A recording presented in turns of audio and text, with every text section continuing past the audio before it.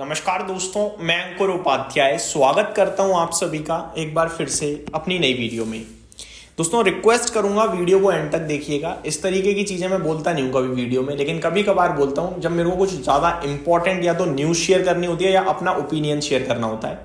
इस वीडियो में मैं आप सभी के साथ अपना ओपिनियन प्लस डेटा शेयर करूंगा, तो प्लीज रिक्वेस्ट है वीडियो को एंड तक देखिएगा। और एक और रिक्वेस्ट है, बहुत मुश्किल है लेकिन कर दीजिएगा अगले 5-6 मिनट के लिए, जितनी भी बड़ी वीडियो, अपने लॉस को भूल जाना। कि आप अपने दिमाग से ना ये निकाल देना कि आपकी पोर्टफोलियो है और उसमें लॉस हो रहा है, थोड़ा सा भूल जाना। जब आप भूलोगे तो आप सेंटीमेंट ड्रिवन नहीं होगे, आप फंडामेंटल ड्रिवन हो जाओगे। ठीक है, तो अब शुरू करते हैं। मार्केट क्रैश, सब तरफ एक ही बात है, लेकिन मार्केट क्रैश कहां है? निफ्टी एट लाइफ आई है, bank Nifty at life I है, फिर मार्केट क्रैश कैसे? पोर्टफोलियो तो सबकी 20, 25, 30, 40, 50% नीचे है, तो ये मार्केट क्रैश नहीं, ये है पोर्टफोलियो क्रैश। ठीक है, अब आते हैं पोर्टफोलियो क्रैश, ये सही बात है। इसके ऊपर मैं थोड़ी देर में आपकी पोर्टफोलियो में डायरेक्टली एंट्री करूंगा। थोड़ा बाजार की तरफ चलते हैं। पहले हमने मार्केट क्रैश, या कोई कह रहा है बाजार गिरने वाला है भाग जाओ, कोई कह रहा है मार्केट क्रैश ही हो गया है। तो पहली बात तो मार्केट क्रैश नहीं हुआ है, पोर्टफोलियो क्रैश हुई है। और भाग जाओ वाली बात पे मैं आगे आ रहा हूं, पहले बाजार को देखते हैं। निफ्टी खड़ा है 26,186 पे। आप मेरे को ये बताओ कौन सा ऐसा व्यक्ति है जो इंडेक्स में इन्वेस्टेड था और लॉस में बैठा है? कोई भी नहीं है। लाइफ हाई पे निफ्टी ट्रेड कर रहा है, ठीक है, कोई लॉस में नहीं है ना। बैंक निफ्टी पे आता हूं, कौन सा ऐसा व्यक्ति है जिसने बैंक 20 में इन्वेस्ट किया है और वो लॉस में है? कोई भी नहीं है। चलो छोड़ देते हैं, बढ़िया भाई। सेंसेक्स की बात करता हूं, लाइफ हाई पे खड़ा है। तो आपने अगर इन्वेस्ट किया था इंडेक्स में, भारतीय बाजार पे, क्योंकि भारत का बाजार इंडेक्स इंडिकेट करता है, कोई पर्टिकुलर कंपनी इंडिकेट नहीं कर। मैं आपके साथ अगर अमेरिका का बाजार शेयर करता हूं तो क्या शेयर करता हूं? आप मुझे छोड़ो, अपना बताओ। अगर मैं पूछूं आज अमेरिका का बाजार कैसा था, आप क्या कहोगे?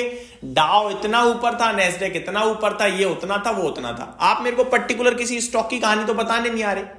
हम भी जब लाइफ हाई अमेरिका में लगता है तो क्या कहते हैं? डाउ ने आज लाइफ हाई लगाया। तो इंडेक्स की बात कर रहे हैं, तो भारतीय बाजार को कौन इंडिकेट कर रहा है? निफ्टी और सेंसेक्स और बैंक निफ्टी। बैंक निफ्टी भी छोड़ दो, निफ्टी सेंसेक्स वो लाइफ हाई पे है या नहीं है? है। तो मार्केट तो बिल्कुल भी क्रैश नहीं है, मार्केट एट लाइफ हाई है। तो जिसने इंडेक्स में, मार्केट में निवेश करा वो तो खुश है, लेकिन इंडेक्स में निवेश रिटेल नहीं करता है। मुझे भी पता है, आपको भी पता है। अब प्रॉब्लम पे आता हूं, एक्चुअल पोर्टफोलियो क्रैश। तो मेरे को ये बताओ कि जो ये पोर्टफोलियो क्रैश हो रही है, इसके पीछे रीजन क्या है? आप मेरे को ये बताओ। आप इकोनॉमी पे प्लीज मत आना, फेक डेटा है, गवर्नमेंट बेकार है, ये वो, ये बेफिजूल के शब्द नहीं। मैं आता हूं डायरेक्टली मुद्दे पे। पोर्टफोलियो क्रैश, पोर्टफोलियो क्रैश यानी कि स्टॉक्स क्रैश, इनडायरेक्टली और डायरेक्टली। ये जो स्टॉक्स क्रैश हुए हैं, ये किस लिए हुए हैं या क्यों होते हैं, इस पे बात करते हैं। स्टॉक में अगर गिरावट आती है तो 2-3 मुझे कारण पता है मेरी समझ से, आप लोग भी बताना कोई और कारण हो तो। एक, मैनेजमेंट ने कुछ इंटरनल इशू कर दिया हो, जो अभी केन्स टेक्नोलॉजीज में दिख रहा है, बट उतना बड़ा नहीं है जितना स्टॉक रिएक्ट कर चुका है। दूसरा, कुछ सरकार ने ऐसा कर दिया हो कि उस क्षेत्र या उस कंपनी के लिए प्रॉब्लम है। जैसे अभी आरबीआई ने गोल्ड लोन कारोबार पे बैन लगाया था 1 साल पीछे आईआईएफएल फाइनेंस के, तो वो पर्टिकुलर कंपनी के लिए प्रॉब्लम थी, स्टॉक 50% गिर गया था। या फिर सरकार कह दे कि पर्टिकुलर, मान के चलो सरकार कह दे कि यूएस को ईवी इंपोर्ट ड्यूटी हम हटा दे रहे हैं, तो पूरे ईवी क्षेत्र की एस्टेसी हो जाएगी, पूरे ईवी क्षेत्र की। तो ये गवर्नमेंट के द्वारा होता है। अब ये 2 कारण छोड़ो, अब तीसरा कारण होता है कि कंपनी की अर्निंग ही नहीं आ रही, कंपनी कमाई नहीं कर पा रही, माल ही नहीं बेच पा रही, लोगों को पसंद नहीं आ रहा है, या प्रॉब्लम आ रही है। जैसे ओला इलेक्ट्रिक का केस है, पर्टिकुलर कंपनी में ही प्रॉब्लम हो रही है, तो ये एक अलग केस होता है। चौथा केस होता है, आप 25% से ग्रो कर रहे थे, बाजार ने आपको 100-150 का पीई दे दिया, अचानक से आपकी ग्रोथ टूट रही है, आपका मैनेजमेंट कमेंट कर रहा है कि ग्रोथ में हल्का स्लो डाउन दिख रहा है, स्टॉक क्रैश हो जाएगा 50%, क्योंकि आपको हाई वैल्यूएशन मिल रहे थे हाई ग्रोथ की वजह से, अब वो नहीं मिलेंगे, वो क्योंकि हाई ग्रोथ नहीं रही, जैसे ट्रेंड में हुआ है। ये सारे कारण होते हैं। अब आप अपनी पोर्टफोलियो पे नजर डालिए, कौन सी कंपनी आपकी वैल्यूएशन की वजह से गिरी है, या फिर कौन सी कंपनी आपकी अर्निंग्स घट रही है इसलिए घटी है, या फिर सरकार ने कोई इंटरनल प्रॉब्लम कर दी आपके कंपनी के लिए, या सरकार ने उस क्षेत्र के लिए प्रॉब्लम कर दी है, या मैनेजमेंट ने प्रॉब्लम कर दी है, ऐसी अगर आपकी कोई कंपनी है तो मैं मान सकता हूं कि एक्चुअली में कंपनी खराब है।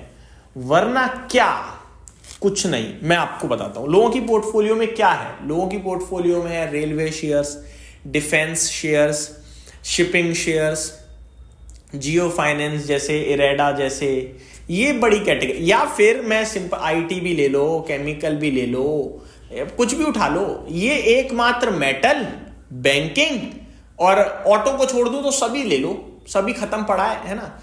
लेकिन प्रॉब्लम कहां है? अब ये जो 4-5 ट्रिगर्स मैंने बताए, आप अपनी कंपनी में बस यही चेक करो। अगर इनमें से प्रॉब्लम कहीं नहीं है, इन सब पैरामीटर्स पे आपकी कंपनी ठीक है, यानी वैल्यूएशन भी रीजनेबल है, अर्निंग्स भी नहीं घट रही हैं, सरकार की तरफ से भी ज्यादा कोई दिक्कत नहीं चल रही है, सेक्टर के लिए भी दिक्कत नहीं है, बस शेयर टूट रहा है, वो है सेलिंग प्रेशर एफआईआईज की तरफ से। क्योंकि ये डेटा कह रहा है एफआईआईज ऐसे बेच रहे हैं, पता नहीं क्या रीजन है, बट बेच रहे हैं। अब ये जो रीजन है ना, ये रीजन लंबा नहीं जाएगा, क्योंकि हमने क्या देखा है, जब भी सेलिंग की वजह से गिरती है कोई चीज या बाइंग की वजह से बढ़ती है, वो बहुत एक्सेप्शनल होती है, बट वहां पे अंत होता ही होता है, क्योंकि वो फंडामेंटली ड्रिवन नहीं है। ये जो सेलिंग है, ये बहुत प्रेशर क्रिएट करेगी, और यहां जो उठाएगा बड़े लेवल पे, वो शुरुआत में परेशानी झेलेगा, लेकिन अंत में बहुत खुश होगा। इवेंचुअली एफआईआईज भी आएंगे, अभी नहीं आ रहे हैं कोई बात नहीं, आएंगे। तो ये सेलिंग है जिसकी वजह से गिर रहे हैं, और सेलिंग और बाइंग की वजह से जो भी मूव आता है वो टिकाऊ नहीं होता। ये मेरा पर्सनल ऑब्जर्वेशन है, डेटा है, आप हिस्ट्री उठा के देख लो। तो आपको सिर्फ अपनी कंपनी में ये चेक करना है कि भाई मेरा इन 4 में से कोई कारण तो नहीं है। अगर नहीं है तो कोई बात नहीं। फॉर एग्जांपल टाटा पावर है, उसमें वैल्यूएशन भी रीजनेबल है, अर्निंग्स में भी दिक्कत नहीं है, मैनेजमेंट भी ठीक है, सेक्टर भी ठीक है, कोई दिक्कत नहीं। मैं एग्जांपल दे रहा हूं टाटा पावर केवल और केवल, क्योंकि आपको ज्यादा अच्छे से समझ में आ जाएगा। बाकी सारी कंपनी में सेम चीज है ना। तो ये चीजें चेक करो बस। अब अगर आपको लग रहा है आपकी कंपनी में कुछ इस तरीके की प्रॉब्लम चल रही है, तो फिर ठीक है, वो पर्टिकुलर कंपनी खराब है, पोर्टफोलियो सबकी खराब है, लेकिन रीजन सेलिंग है और वो टिकाऊ नहीं है। अब मेरे को बताओ, आप में से कितने लोग कह रहे हो कि बाजार क्रैश है, क्रैश कर रहा है और करेगा और कभी नहीं बढ़ेगा? क्योंकि ये सेलिंग क्या लगता है, माल आपके पास जितना होगा उतना ही तो बेच पाओगे। आज भी एफआईआईज के पास बहुत है, मुझे भी पता है, लेकिन टोटल हमारे मार्केट कैप का 15% रह गया है भाई। पूरा ही देश से चले जाओगे क्या? सोचने वाली बात तो ये है। इंडिया एक इमर्जिंग मार्केट में लीडर है, पूरा देश से नहीं जाओगे। अब आपके ऊपर डिसीजन लेना है कि आप क्या लेते हो क्या नहीं लेते हो। मेरा जो डेटा था मैंने डिस्कस किया और दिल खोल के किया है। यही समाप्त करता हूं वीडियो को। Thank you so much for watching this video. Good night guys.